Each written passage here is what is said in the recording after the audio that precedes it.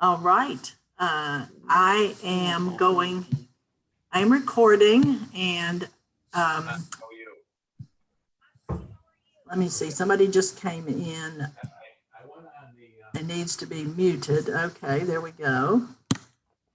All right. So today this is the AACG Friday meetup. We are actually this is the 27th of November, Friday after Thanksgiving, Black Friday. But and Aaron, do you have any Black Friday specials for us? Is that all prices have been doubled just for today, so you have to pay twice the amount. Half it go to charity. That's my Black weekend or Black Friday special. Well, I don't know that Aaron Shea needs an introduction, but he is with Habatat Galleries in Michigan, and he is fondly referred to as Mr. Glass, correct? Correct.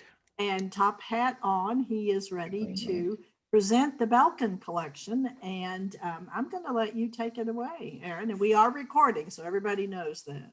Sounds good. Well, thank you everybody for being here. I hope you enjoyed your Thanksgiving. I had the opportunity to learn how to cook a turkey personally. My mother-in-law fell a little bit ill, so I had to learn that via the hard curve in the internet, and it came out perfect. So I hope your Thanksgiving was as successful as mine. So thank you again for coming. Today we're going to be talking about resale, and we're focusing primarily on the Michael and Annie Belkin collection. They were amazing collectors, part of the founders of AACG, who collected from the 80s and 90s and beyond, and they started a deaccession as of the end of 2009.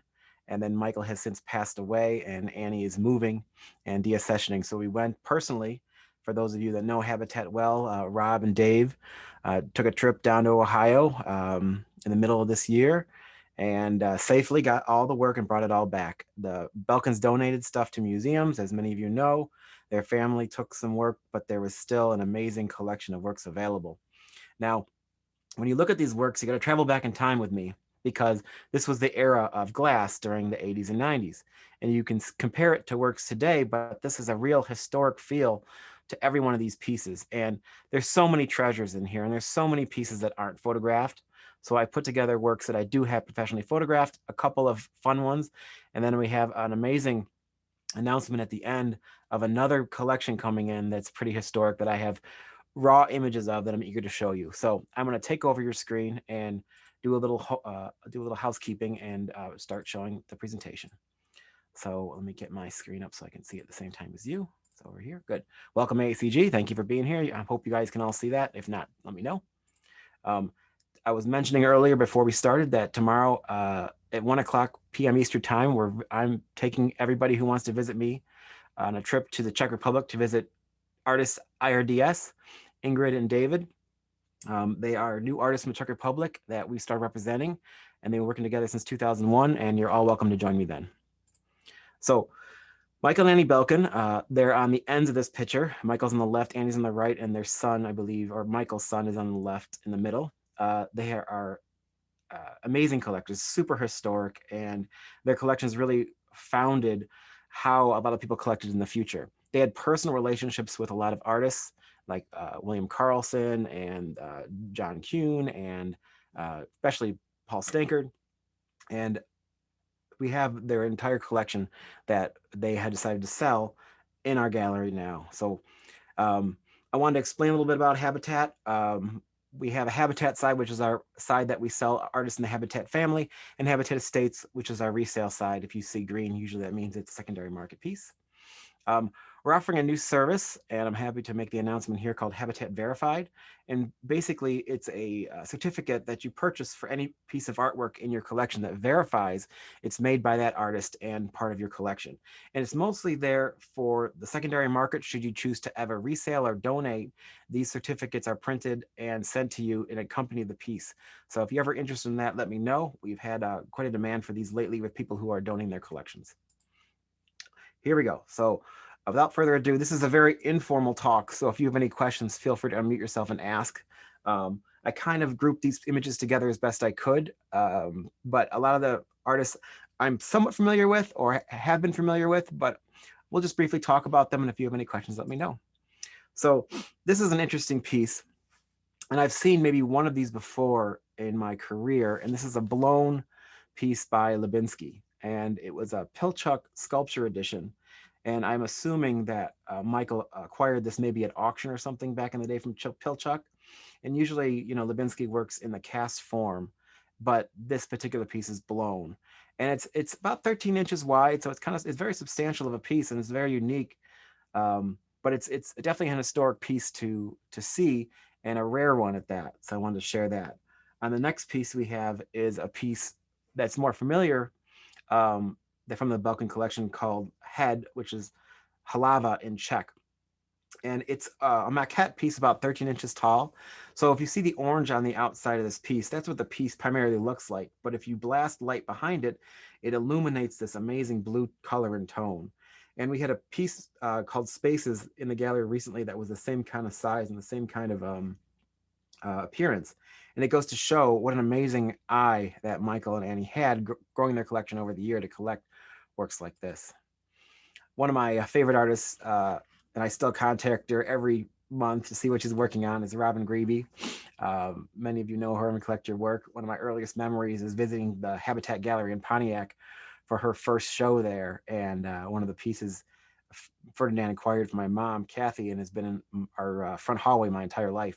And they're just peaceful, beautiful works. And Robin really doesn't need an introduction. Many people know her work.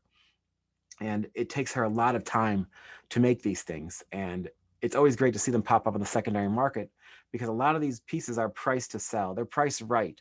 So if there's something you like, do take a screenshot with your cell phone and contact me later. Another, I must mix these around. This is I'll skip ahead, so I'll come back to this one. This is a different Robin Grebe piece, different kind of tone. It's called Heart Without Rest. Two pieces on the wall hanging. Very, there's a word for it. When you dive back in time, I can't think of the word off the top of my head, but a beautiful work. Two different pieces, stunning. And then kicking back to this one, this is a photo of Adele Chihuly that was shot from the Belkin collection, and the photographer forgot to process it. So I went back yesterday and emailed them saying, hey, can you send me this image? So there's always a demand for Chihuly's work, especially blue, beautiful works like this. And this one's at our gallery as well. This piece was featured in our SOFA Intersect display called Optical Integration Series. We had a talk recently by Sydney Cash with AACG, and it was an amazing talk to be part of and learn a lot about the artist. I know he created a crazy subscription service where people can sign up and get things by mail for him. He's a very creative man, and I'm honored to have this piece in the show, or in the gallery, and it definitely is available on the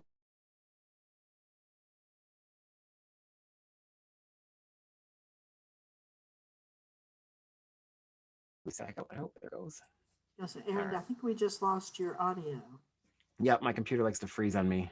Okay. Am I back now? You are back. Okay, great. So resuming the friendship with the artists, Michael and Annie collected works from William Carlson, and there's a few of them, and there's one for everybody. These are his perfume bottle series. They're mixed media with granite and glass, cut and laminated. You probably have seen these. When I was a child in the 90s coming into the gallery, Ferd had a lot of Carlson's unique works all over the gallery of this scale. And this brings me back to like my first exposure to the gallery to see works like these. Beautifully well done masterpieces. And these are technically perfume bottles, but I don't think anybody has perfume in them. But if you have, let me know. I'd love to hear that. And then more abstract, the Contraptual series. This one is up in the gallery right now nearby my desk.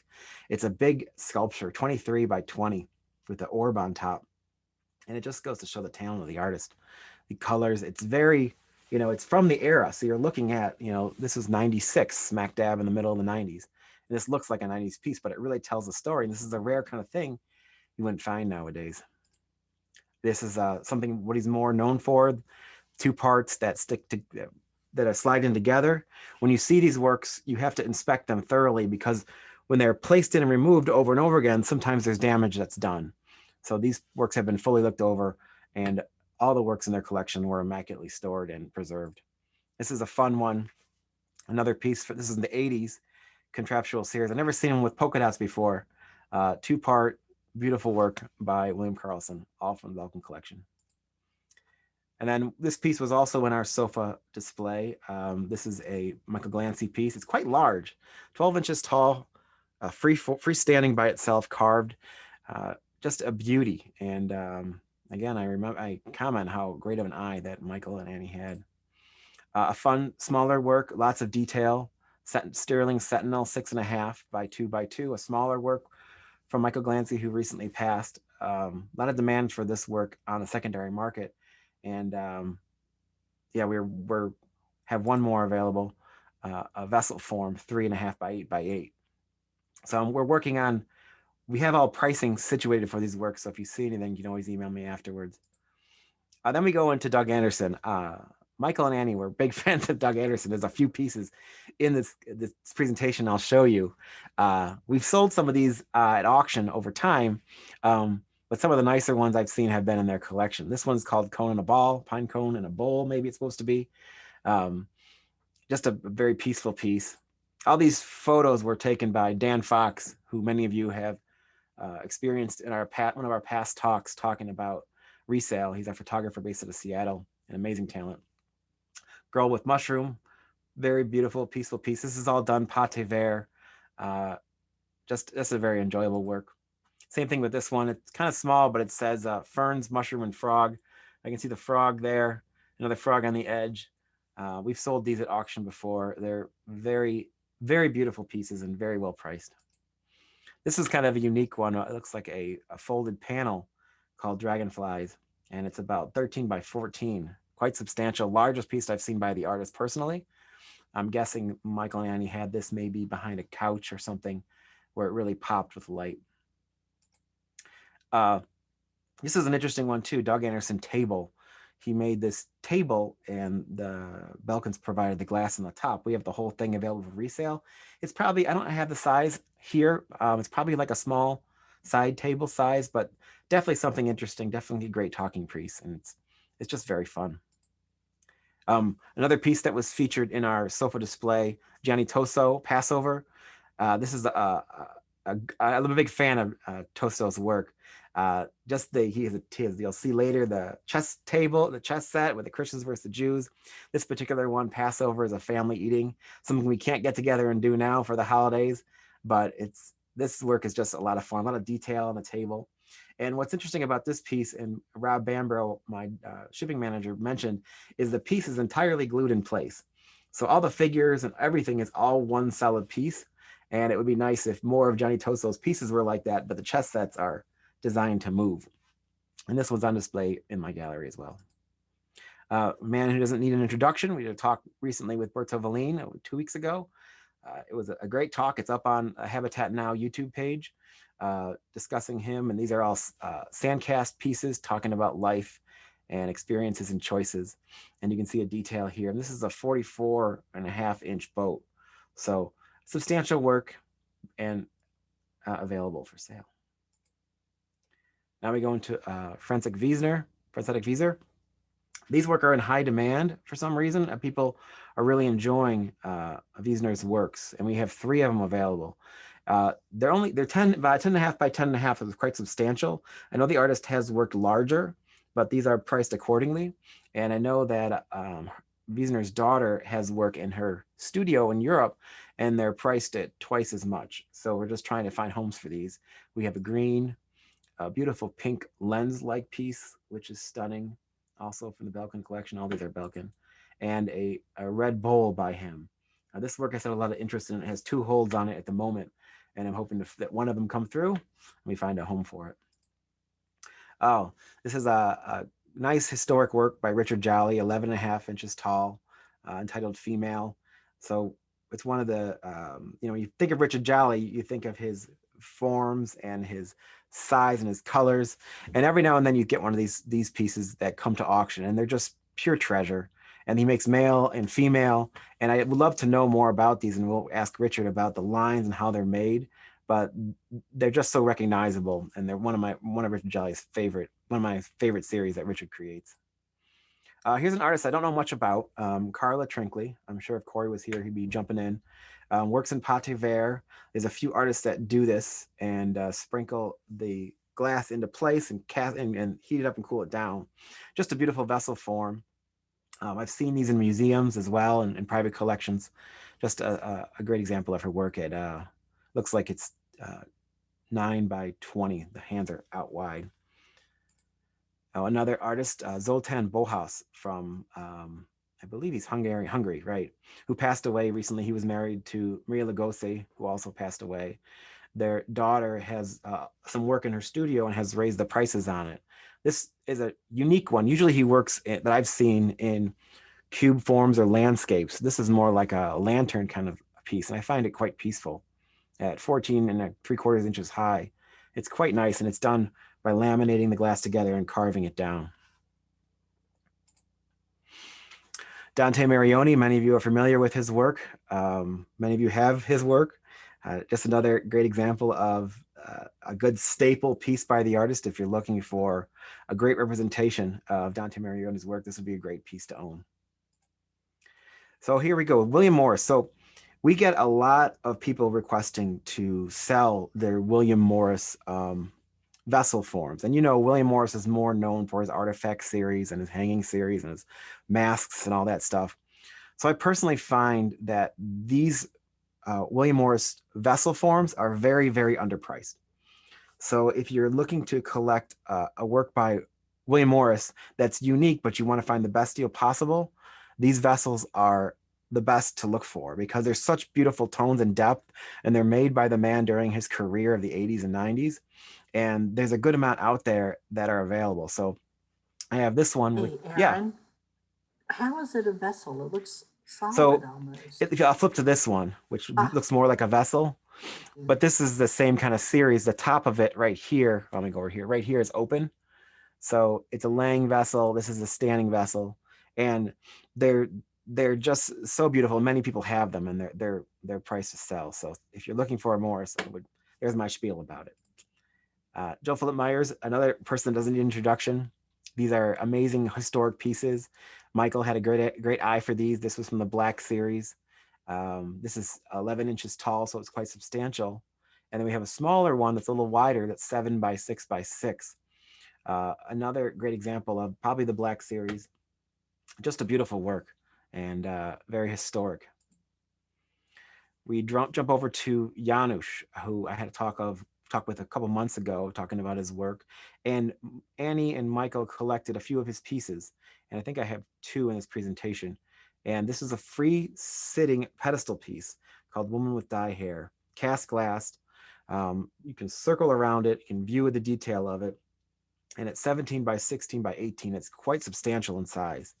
Just, you know, the unbelievable talent of Janusz, who has taught and trained many other artists. And this one is also, like many others, priced right. A fun work, more familiar, many of you are, with his reverse painted style where he casts glass and then he paints on the inside of the glass, and he makes a series of these. Sometimes they have subtle humor in it.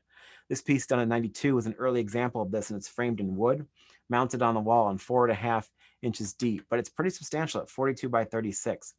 I could easily live with this piece and have it watch me every day. It's quite a beautiful work. Irwin Eisch, one of the pioneers of the glass art community, good friends with Harvey Littleton.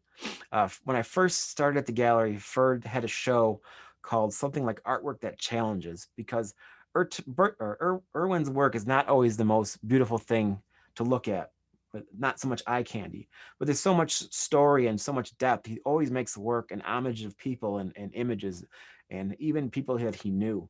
And it's a very important part of the history of American studio glass movement and history glass in the USA, as well as Europe. And he should have a piece in everybody's collection, whether it's small like his phones or these head pieces. And this is a great example of his work. And we also have a piece in white, I think, at the gallery by a different collection. So we're on to Paul. So this is we have a good amount of Paul Stenker's work available on the secondary market. I'll leave it at that because I don't want to give you guys a number, but Paul was great friends with Michael Belkin. And over the decades of their friendship, Michael would buy masterpiece after masterpiece after masterpiece by Paul. And we have a lot of them and a lot of variety. And they're small pieces, medium, large, and larger, like this one. And these are museum quality. And if you're looking for a stinker for yourself to round out your collection, you're looking for a gift, we have a variety. So I always invite you to come to the gallery when the times are better, but I'm just going to click through a bunch of these so you can kind of see maybe like, I think I have 6 of them offering the talent of Paul Stankert and the eye of Michael Belkin. And it's a rare case to be able to have these all available in the secondary market.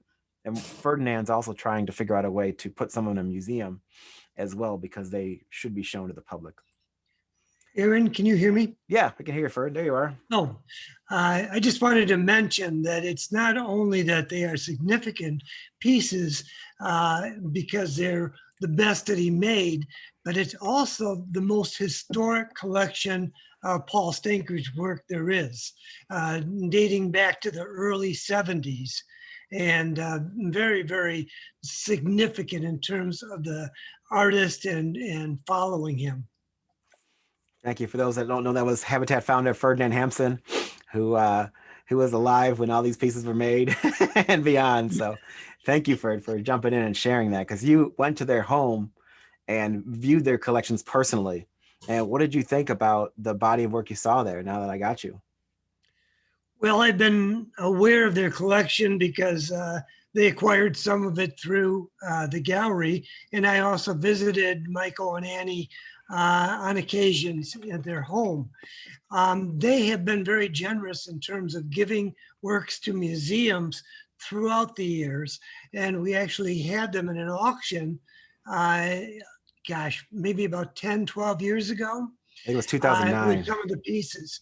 And I was amazed at the quality and the variety and the number of pieces that they have now that they are interested in, that Annie is interested in selling.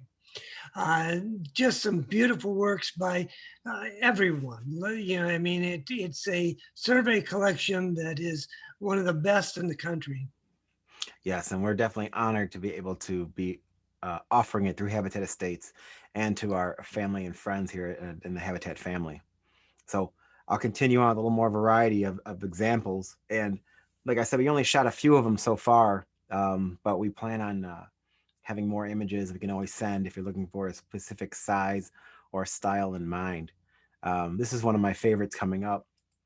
It's a 5x5 orb. Just like you can imagine that Michael saw this and said, yes, put that in my house. Like 2-second decision. You look at the beauty on top and the root people on bottom, and it's a total orb at this larger size, and it's just a stunning, stunning work. And the last Paul Stankert I have is this beautiful bouquet with blueberries. Sometimes it's always interesting to see Paul's idea of what is encased, a small amount, a larger amount. Paul's right now still making the best work I've ever seen in his career. So he's a living legend, and we're honored to have him in our Habitat family. So another great artist to be looking out for that's underpriced is Richard Ritter. Richard made some beautiful things in his career. I own his work. He has different bodies of work, and I think he's slowed down now. So a lot of his work would be available in the secondary market if you wanted to find some.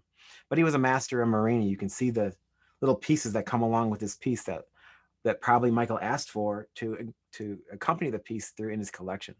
A beautiful work, another great artist to keep your eye on. Steve Weinberg. So the next few pieces of I'm going to be showing are Steve Weinberg's. I'm guessing he also had a good friendship with Steve. This particular boat is quite large at 23 inches wide, and it's quite substantial.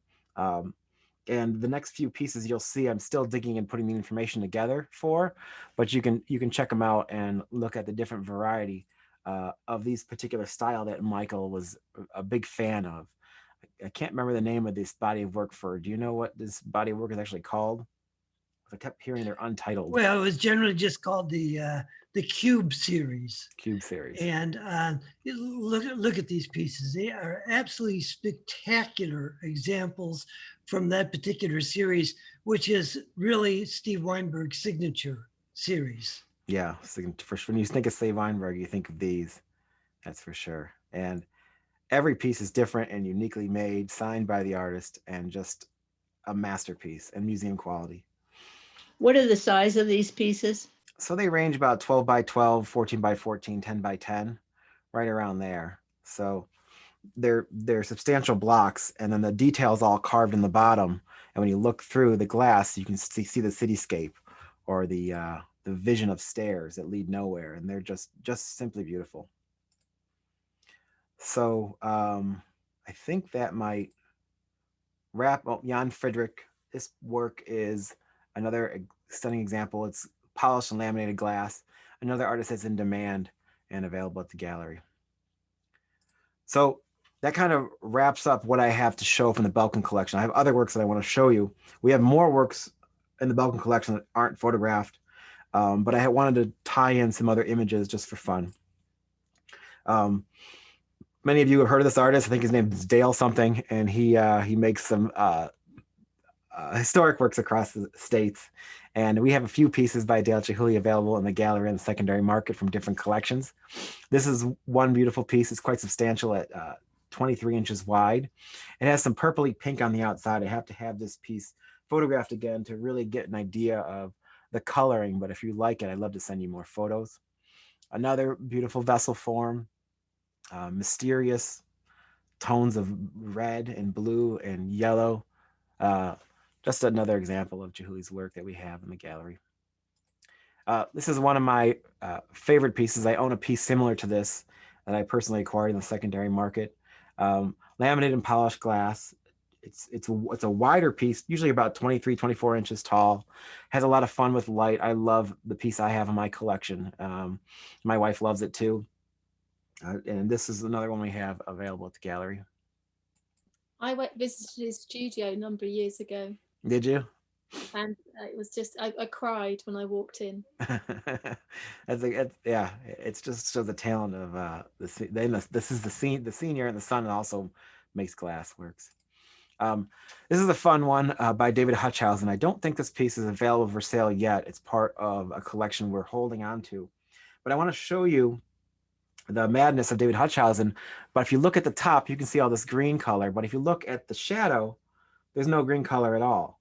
And this is the fun that he was exploring during this time in the 80s, where the different vitrolite or glass he used reflected glass in mysterious ways. And this table series is like that. And we've had maybe 3 or 4 of these come through the gallery in my career. And it took to the third one for me to learn about the shadows and how interesting that was. And these are historic works, and they always catch an eye. So many of you who are familiar with historic glass know about Pavel Halava. He is one of the grandfathers of glass from the Czech Republic. His nephew or his son-in-law, Tomas Havichka, is also an artist. And now his daughter, Petra Hrubakova, is also an artist that we have in a show coming up next year that she'll be included in. Beautiful works, blown, carved, laminated, polished glass, super historic. And these shots make them really shine. And it just shows the talent of the artist. And I have another piece. Aaron, can you go back to that piece and let us know Sure. the dimensions of that? I believe it's about 24 inches wide and about maybe 13 inches tall, but I could double check for you, Judy. It's a beautiful work. And we have this one at the gallery. They're all at the gallery. Thank you. You're welcome.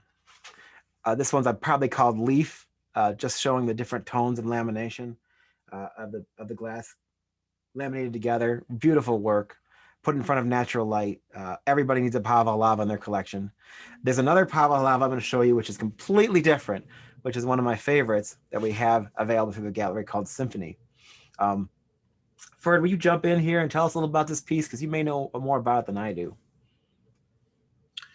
Well, we had the first Pavel Halava exhibition in the United States, and that was in the late 70s, early 80s. And there was this piece was in that exhibition. And it was just so far ahead of its time. It was quite extraordinary. There's 2 really major ones in the Corning Museum, but he didn't make a lot of these because they were so complex. But this one sets well in the context of the work that he did. Yes, this piece is 2 parts too. There's a base and the kind of, for lack of a better term, orb sits on top. And it is signed by the artist in immaculate condition. A fun artist from Australia. We have 3 of these available by Noel Hart. Many of you know his work.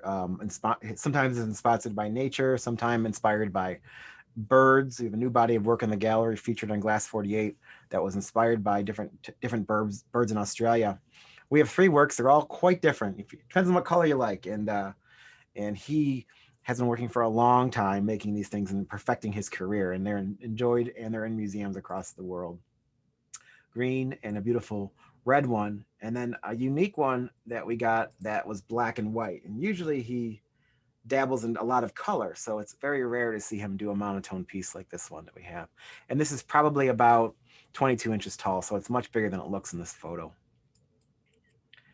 Colin Heaney is an Australian artist that we have in the gallery. This is blown and it has this real rustic feeling to it, almost as if it's a ancient artifact. This thing's probably about 24 by 24, a beautiful work by the artist. Usually works in reds and oranges, so it's rare to see a piece that's actually kind of pale and purple. This was the Gianni Toso chess set I was talking about we have. There's always demand for these from museums and a few from private clientele, so we have this piece available. It's just a very fun work, and these pieces do move, which is what I was saying about the other piece where they're all glued in place. So it's always fun transporting this piece, but it is a beauty, and once it's installed, it comes with a topper vitrine to keep it clean. Martin Blanket did a talk with him not too long ago. This particular piece is from the Den collection. It's probably about 30 inches tall, so it's much bigger than it looks, and they had it in front of their window looking with natural light coming through it. It's just a monumental sculpture by the artist and available at the gallery. This is the Levinsky Brachtova piece we have in the gallery called Diagonal. It's a stunning, it's Levinsky's favorite color, which was gray. It's what he drew with chalk to create his pieces designs from. And it is a masterpiece. And I believe it's probably like 38 by 36 and has a lot of depth to it and available. Alex Bernstein. We have a lot of his work on the primary market, their Habatat family or the Habatat site, but in Habatat Estates, we get pieces every now and then too. This particular one looks like an amber glass that has been treated with his technique, the Bernsteining, which is grinding metal onto it. It's a lot of metal. Usually it's very on the edges. This particular one has a lot through the whole piece and then carved out. It's a stunning work and probably about 20 inches by 20 inches or 23. Back to William Carlson, a different collection, a wall piece by the artist called Cuspis. Quite a impressive piece at 38 by 42, multiple panels that create this beautiful display on the wall. And I remember when I was at the gallery back in the day, there was a huge installation by the artist that was acquired by Shirley Glass that is now probably living in the Flint Institute of Arts. It goes to show the museum quality, and Shirley had an amazing eye for what she collected, directed by Ferd. And this piece is a much smaller one than I saw, but more manageable and beautiful nonetheless. Another work that was featured in our Intersect display, a Steve Lynn piece in the secondary market in honor of an artist. Steve gave a talk recently, I think last weekend for Habitat Now, and discussed his work. So if you want to learn more about Steve and his talent, feel free to check out our Habitat Now page on YouTube. A massive, beautiful Davide Salvadori piece. I'd love to have a detail of this. Yellows and orange. This piece is almost 65 inches tall, and it's available through the gallery on the secondary market. The client was moving or deaccessioning, and she sent us this piece along with a Sydney Hutter piece, and they're both available. It's if you wanted probably the most substantial piece on the secondary market, this would definitely be it. So that brings me to the new collection available soon. So these are raw photos that I recently received of a collection I'm inspecting this week. And I'm excited about it because there's some seriously substantial works in this collection. I'm looking forward to going to the home here in Michigan to check out the works, but I wanted to give you guys the first VIP preview, and I hope you enjoy it. And I'm looking forward to putting information together about these pieces. Howard Bentray bench. These are beautiful. The Imagine Museum in St. Petersburg, Florida has one of these, and I know that I'm going to have another one in the gallery soon. And Howard just passed away, and there's been a demand for his work. We've had to recently pull out some pieces for Wendy, his wife, to come inspect and see. So there's some traction happening, and this is a great one. I'm looking forward to getting this one in the gallery. Another Lebinsky-Broktova piece. I don't know what it's called off the top of my head. Do you know the name of this piece? Or I know it's like Through the Cone. Through the Cone. Thank you. Through the Cone. Through Yeah. the Cone. So this is a full-size Through the Cone Lebinsky piece. You can see it's lived its life on this windowsill for who knows how long, and will be here soon. Another Lebinsky piece. This is the same size, just the camera is focusing down on it. Just another beautiful piece. I'm looking forward to getting this information about this piece as well. Called Spaces. Spaces 4. Spaces. We have the Lebinsky expert. Thank you, Hal. I appreciate that, and Myra. This really beautiful Dan Clayman Bell piece, probably looks like the same windowsill as the rest of the works. And this, I can't gauge the size of this off the photo alone, but it is a beautiful work. Okay. This is a large, tall Dan Clayman piece.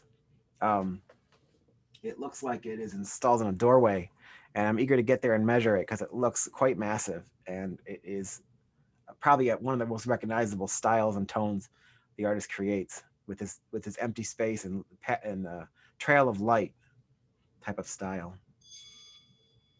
This is a Chihuly, of course. I'm eager to see what it looks like from the side. It looks like it has purples and whites, but I think it's quite large. So I'm looking forward to bringing this piece in. Fujita, there's been quite a demand for Fujita's works as of late, and I know that Corey has been gobbling them up and selling them. So this one won't last long, I'm sure, but it will be fun once I get it in to get an idea of the scale. And it looks like a 3-tiered box, and it has some beautiful foil on it. And when you open these boxes up, they have little red dots that show you how they connect back together to make sure you put them back the correct way, because if you don't, you'll be sorry. Looks like a Eric Hilton chalice.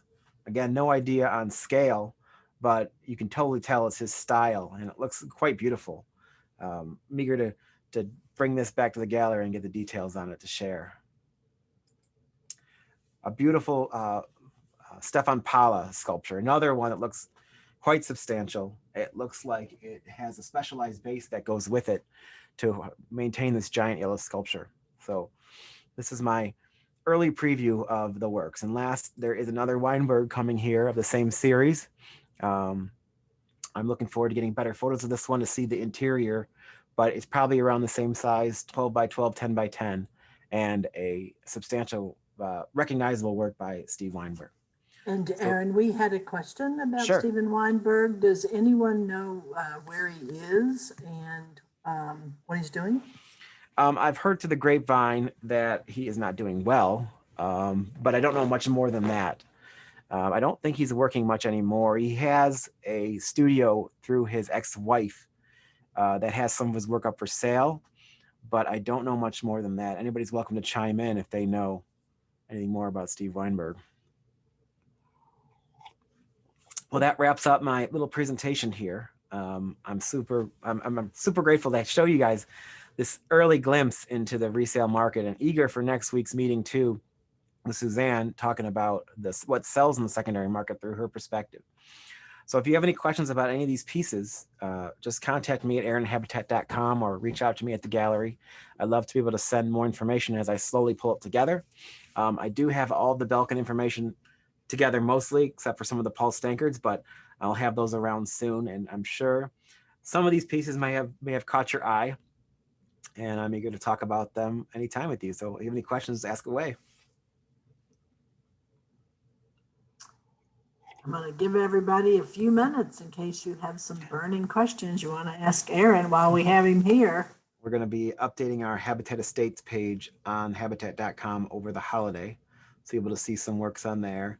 And if you have work that you're looking to consign to through Habitat Estates, all we would need would be a photo, and we put it up on our website and we can sell it from your home.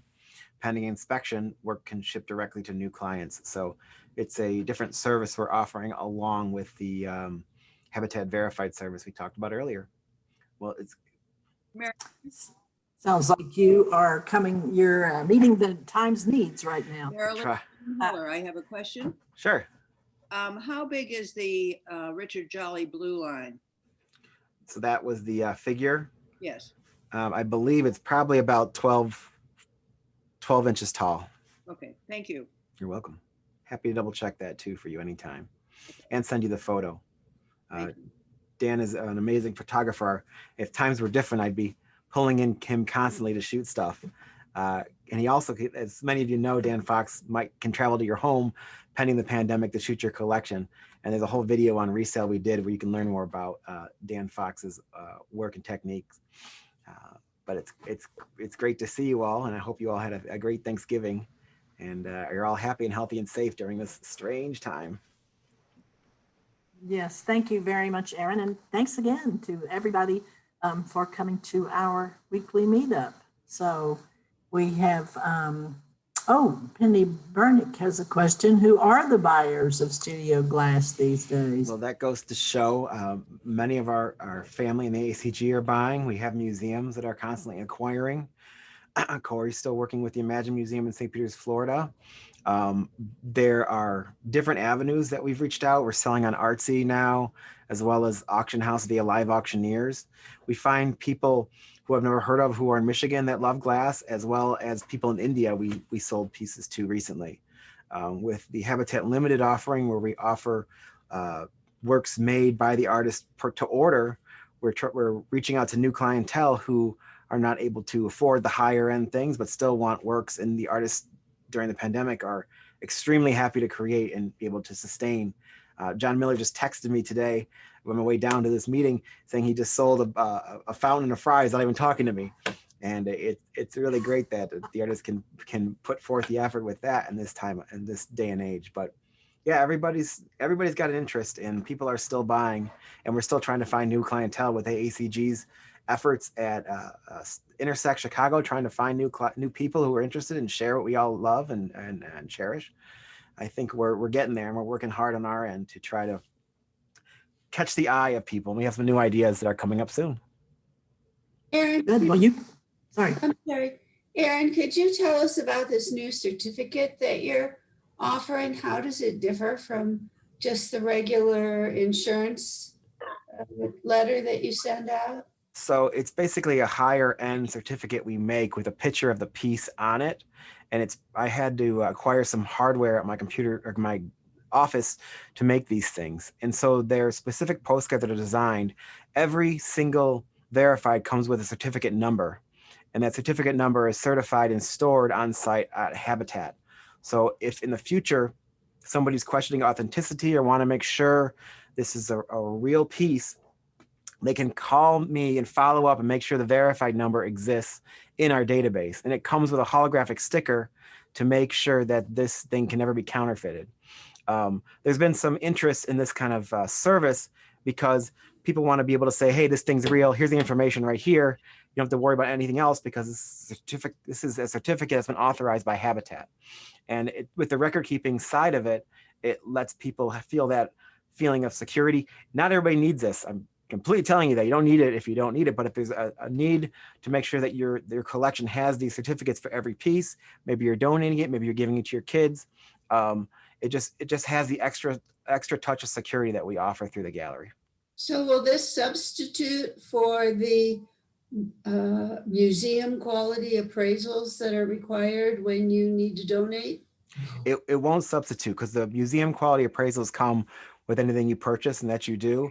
It's just another layer of confidence that we offer through the gallery. I would say it's kind of like the Carfax of the art world that we can verify. And we have different people who are involved in the contemporary glass art world that are involved in verifying this service, and we're trying to find some more. But it doesn't replace that. It's an addition to. And there's a fee for these services too. It's $120 per verified, but if you do your collection, it gets discounted down. But once you have these verified cards, it kind of organizes your collection in one simple format, and it's something to keep along with every single piece. Probably you. sounds, may I, Aaron? Yeah, go ahead, Corey. Yeah, it probably sounds kind of strange, but in the fine art world, if you don't have provenance, for example, I bought a Roy Lichtenstein about 3 years ago. I went to the state. I tried to get it verified. I know the collection it came from, and it came directly from Roy. I mean, it came directly from his studio nearly 40 years ago, or however long. And I can't get it verified right now. So the worth is as much as a piece of paper. So the verification, as we are compared moving glass into the fine art world, you're going to need provenance. You're going to need verification. You're going to need, it's going to be extremely important. And it's just not happening. There's no records being kept. There's very few information that a lot of collectors have held on to. And especially if things are collected on the secondary market, you don't have it verified. So it's important to keep that information no matter what you collect. Even if you're not getting it verified, at least keep the information of a purchase, a receipt, or something from a gallery, because that is unbelievably important. I agree. And this is just another layer of verification that is very, it's done extremely professionally. And if you ever want to see what one looks like, I'm happy to show you. But once you see the format and the security sticker, it just looks like it should accompany every piece purchased from Habatat. So, or any piece you have, and you don't need to verify it immediately. You can verify something later. It's just whenever you have the need or desire to get one of these. And we've done a couple already. We have probably about 15 out so far of people who have verified certain pieces for certain purposes. And then we have some people who want to verify their entire collection. So just another service we offer here at Habatat, and you're welcome to talk about it with me anytime. Aaron, it's Larry Seabrack. I just Hey, had Larry. a question. Sure. What was your experience with Intersect Chicago in terms of their broader audience base? Did you get inquiries from many non-glass collectors? The answer is yes. There was the back end of SOFA was a chat system to talk with people, and on that back end, you got to see how many people were logged on to your page per hour. And so when people are on, you can see their faces. You can't see their faces. You can see their usernames. But it seemed like anytime we opened a chat to talk to people on Intersect, they would close it down immediately. So we learned quick that we don't want to chat with people unless they want to talk with us. And so there was a good amount of inquiries. We wasn't like a good enough service to provide us their contact information for follow-up later. And the Intersect system didn't really have a way of emailing us. It was only the chat. So they're working out their issues as time goes by. Overall, though, it was great exposure because of the 2 Habatat pages we had, and we got to reach a lot of our clients, and we found some new clients through Intersect as well. So overall, I'd say it was a great participation, tying that in with the Glass Art Fair and with the artsy presentations and these Habatat Nows and the AACG talks or meetups that we do. All of it really added up to a great experience and some sales. So I would say it was successful, and I'm looking forward to seeing what SOFA does in the future, because I've talked to the op man who runs it, Tim Von Gall, and he's very open to working with the AACG, working with galleries and tweaking this. And as many of you know, I've been doing the Glass 46, Glass 47, Glass 48 site. So I've had a lot of experience in what and how to make these sites more friendly, and they're open to doing that. So I would say it was a great experience. Thanks. You're welcome. Well, I want to thank everyone for coming today. Wonderful, Aaron. It's always a pleasure to get to see beautiful art and to know that it is for sale if people want it. So we will see you all next week when we are doing another deep dive into the secondary market, but from an auction house perspective. So thank you very much, Aaron. Thank you. And everybody stay safe out there.